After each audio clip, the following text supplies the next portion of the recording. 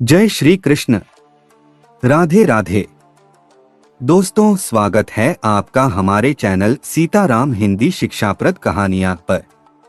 यहाँ हम आपको ऐसी कहानियां सुनाते हैं जो भक्ति, आध्यात्म और जीवन की सीखों से भरी होती हैं। आज हम लेकर आए हैं एक ऐसी रहस्यमयी और रोमांचक कथा जिसे सुनने के बाद आप अचंभित रह जाएंगे। अगर आप हमारी कहानियां पसंद करें तो वीडियो को लाइक करें, चैनल को सब्सक्राइब करना न भूलें और अपनी राय हमें कमेंट में जरूर बताएं।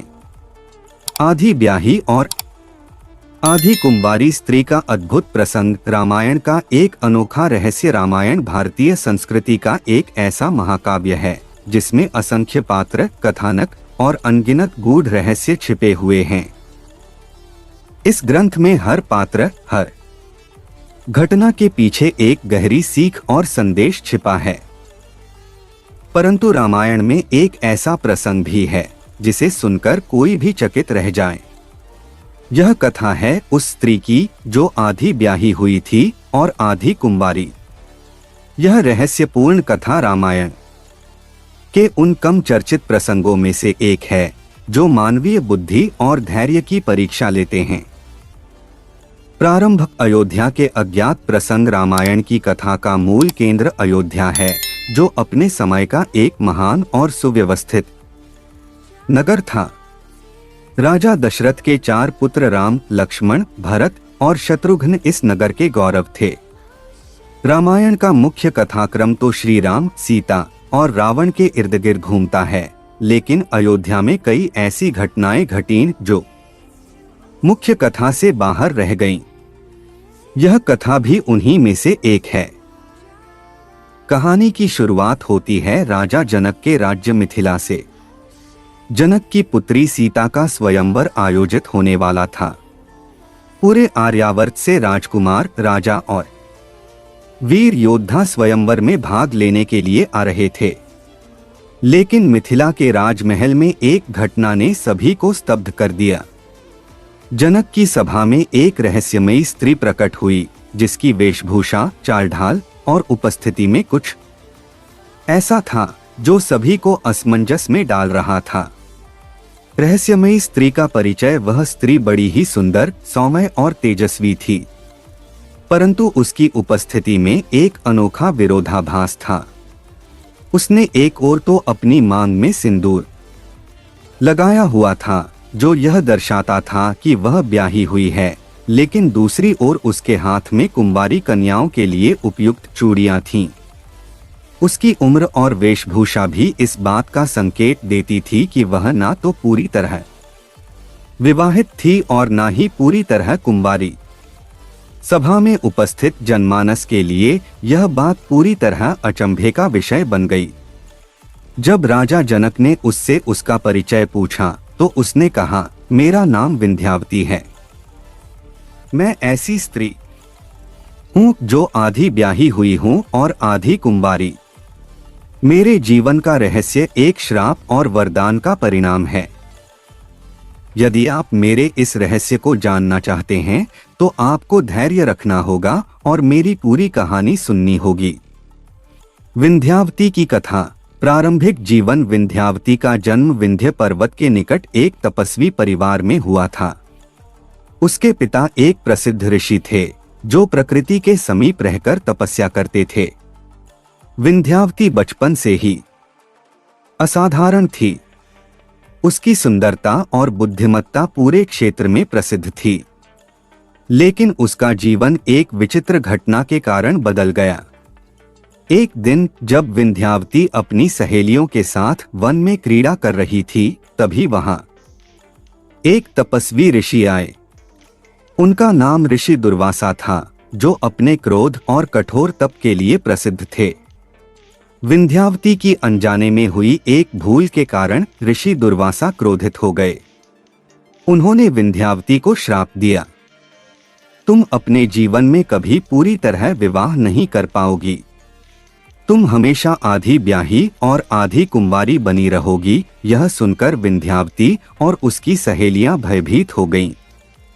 लेकिन ऋषि दुर्वासा के शांत होने पर विंध्यावती ने उनसे इस श्राप को समाप्त करने की प्रार्थना की। दुर्वासा ने कहा, यह श्राप तुम्हारे जीवन में एक वरदान के रूप में परिवर्तित होगा। जब तुम अपने जीवन के उद्देश्य को पूरा करोगी तब इस श्राप का अंत होगा। अज्ञात उद्देश्य की खोज विंध्यावती अपने जीवन के इस रहस्य को समझने में असमर्थ थी। उसे नहीं पता था कि उसका उद्देश्य क्या है और वह कैसे इस श्राप से मुक्त हो सकती है। उसने वन में तपस्या शुरू कर दी। वर्षों की तपस्या के बाद भगवान शिव उसके सामने प्रकट हुए। शिव ने कहा, तुम्हारा जीवन एक महत्वपूर्ण उद्देश्य से जुड़ा है। यह उद्देश्य रामायण की मुख्य कथा से संबंध रखता है।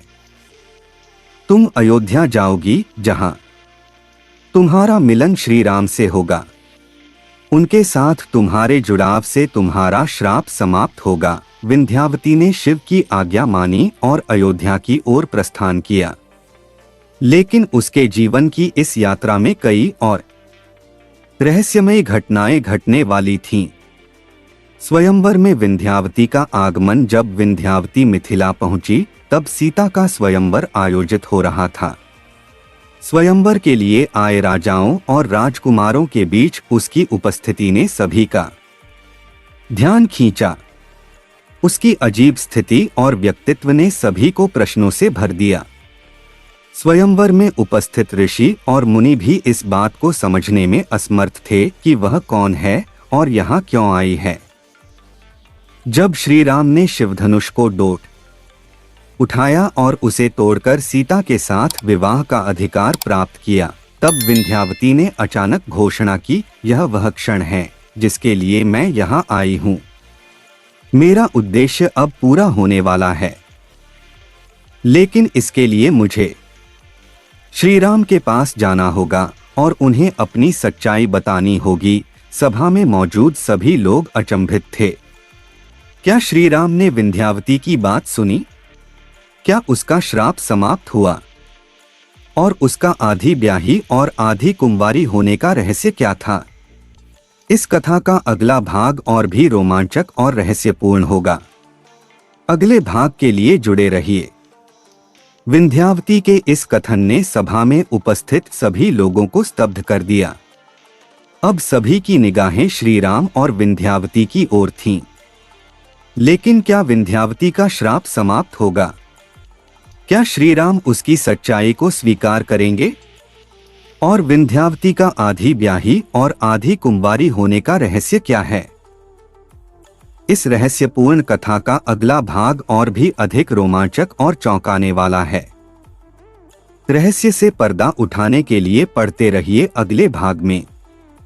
आधी ब्याही और आधी कुंवारी स्त्री का अद्भुत प्रसंग भाग 2 पिछले भाग का सार। विंध्यावती नामक रहस्यमयी स्त्री जो आधी ब्याही और आधी कुंवारी थी, मिथिला में सीता के स्वयंवर के दौरान प्रकट होती है। उसका अजीबोगरीब व्यक्तित्व सभी को चकित कर देता है। उसने अपने जीवन में मिले श्राप और वरदान के बारे में बताया और कहा कि उसका उद्देश्य श्री राम से जुड़ा है। जब श्री राम ने शिवधनुष तोड़ा और स्वयंवर में विजयी हुए तो विंध्यावती ने घोषणा की कि उसका श्राप अब समाप्त होने वाला है। अब आगे श्री राम और विंध्यावती का संवाद। सीता स्वयंवर का आयोजन समाप्त हो चुका था। जनक सभा में मौजूद सभी लोग श्री राम के पराक्रम और सौम्यता से प्रभावित थे। तभी विंध्यावती सभा के मध्य आकर खड़ी हो गई। उसकी अप्रत्याशित उपस्थिति ने सभी को स्तब्ध कर दिया। राजा जनक ने उससे पूछा, हे देवी, तुम कौन हो और किस उद्देश्य से यहाँ उपस्थित हुई हो? विंध्यावती ने विनम्रता से उत्तर दिया, महाराज, मेरा नाम विंध्यावती है। मैं यहाँ श्री राम से मिलने आई हूँ। मेरी कथा और श्राप का रहस्य उनकी कृपा से ही समाप्त हो सकता है। यह सुनकर श्री राम, जो अपनी सरलता और करुणा के लिए प्रसिद्ध थे, आगे बढ़े और बोले, हे देवी, मैं आपकी पीड़ा को समझ सकता हूँ। कृपया मुझे अपने जीवन का रहस्य और यहाँ आने का उद्देश्य बताएं। यदि मेरे सामर्थ्य में होगा तो मैं आपकी सहायता अवश्य करूंगा। विंध्यावती की कथा का रहस्योद्घाटन। विंध्यावती ने श्री राम से कहा, प्रभु, मैं बचपन में ही एक श्राप का शिकार हो गई थी। ऋषि दुर्वासा के क्रोध के कारण मुझे यह श्राप मिला कि मैं कभी पूरी तरह विवाह नहीं कर पाऊंगी। मेरे जीवन का दूसरा पक्ष यह है कि मैं एक वरदान से बंधी हुई हूँ।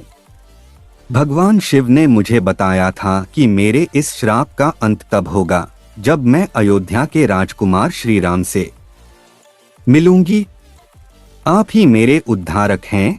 यह सुनकर श्री राम ने कहा, हे देवी, आप जिस श्राप की बात कर रही हैं वह ईश्वर की किसी लीला का ही भाग है। लेकिन मैं यह जानना चाहता हूं कि आपकी स्थिति आधी ब्याही और आधी कुंवारी होने का क्या अर्थ है। विंध्यावती ने गहरी सांस लेते हुए कहा, प्रभु, मेरी कहानी केवल एक श्राप तक सीमित नहीं है। यह एक चमत्कार और ईश्वर की लीला का परिणाम है। मुझे वह जीवन मिला है जो किसी साधारण स्त्री का नहीं हो सकता। अधूरी शादी का कारण विंध्यावती ने आगे बताया, मेरी शादी का प्रयास एक बार हुआ था। मेरे माता पिता ने मेरा विवाह एक राजकुमार के साथ तय किया था। विवाह के दिन जब सभी रीति रिवाज पूरे हो रहे थे, तब अचानक आसमान में बिजली कड़की और एक भयंकर आंधी आई। उसी समय मेरे होने वाले पति को एक सांप ने डस लिया और वे विवाह मंडप में ही मृत्यु को प्राप्त हो गए। इस घटना के बाद विवाह अधूरा रह गया। इस घटना ने मेरे जीवन को पूरी तरह बदल दिया। लोग मुझे अपशगुनी मानने लगे, लेकिन असल में यह श्राप और ईश्वर की योजना थी।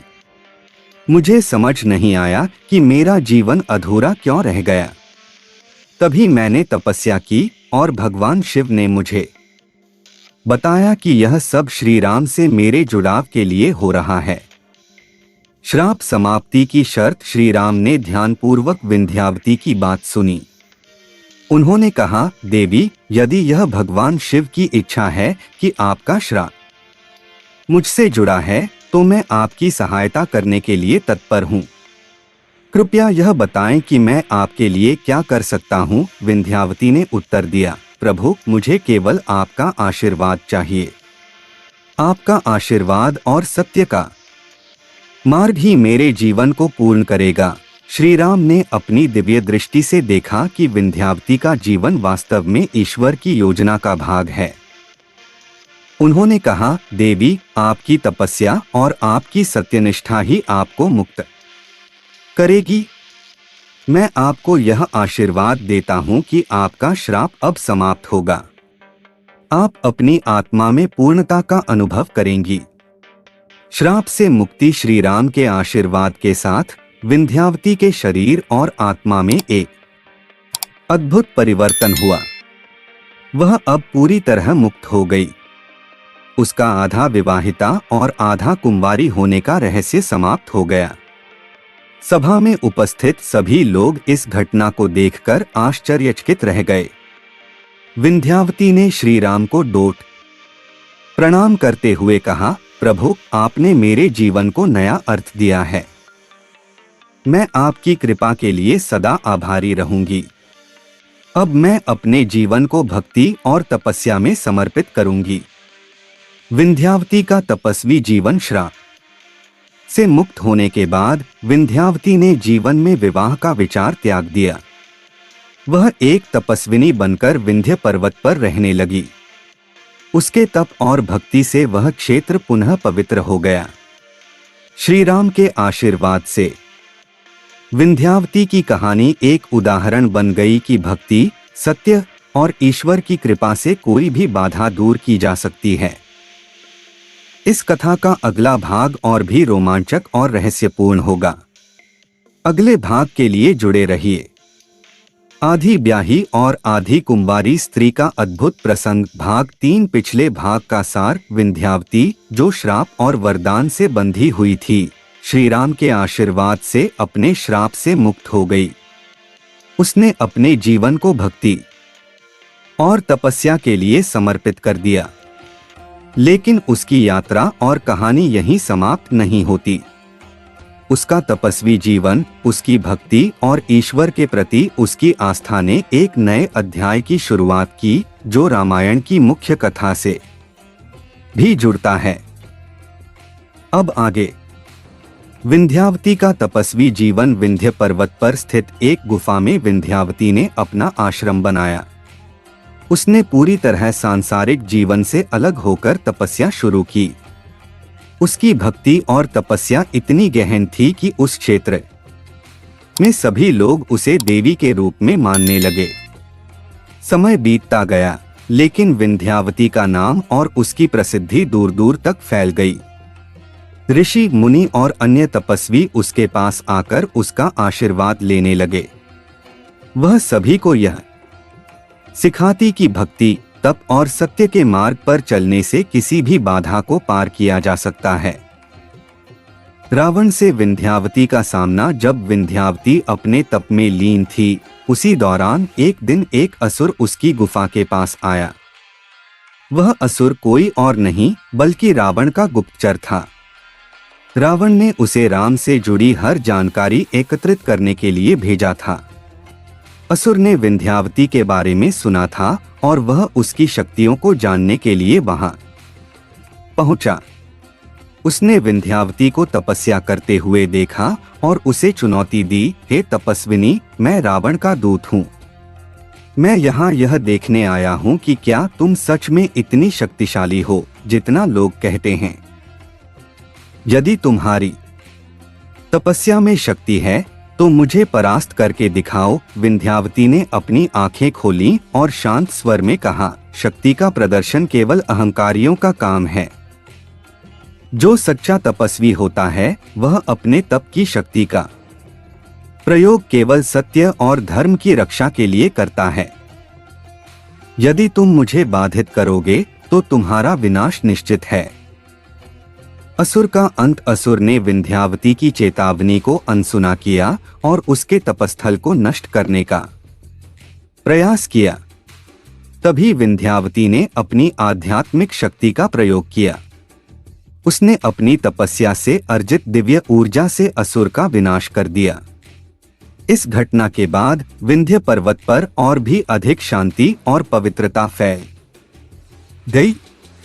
श्री राम के वनवास के दौरान विंध्यावती का योगदान। जब श्री राम अपने वनवास के दौरान सीता और लक्ष्मण के साथ विंध्य क्षेत्र से गुजरे, तब उन्होंने विंध्यावती के तप के बारे में सुना। वह तीनों विंध्यावती के आश्रम में गए। विंध्यावती ने श्री राम और सीता का स्वागत किया और उनकी सेवा की। उसने श्री राम से कहा, प्रभु, मुझे पहले ही ज्ञात था कि आप मेरे आश्रम में आएंगे। मेरा तप और मेरा जीवन आपकी सेवा के लिए ही है।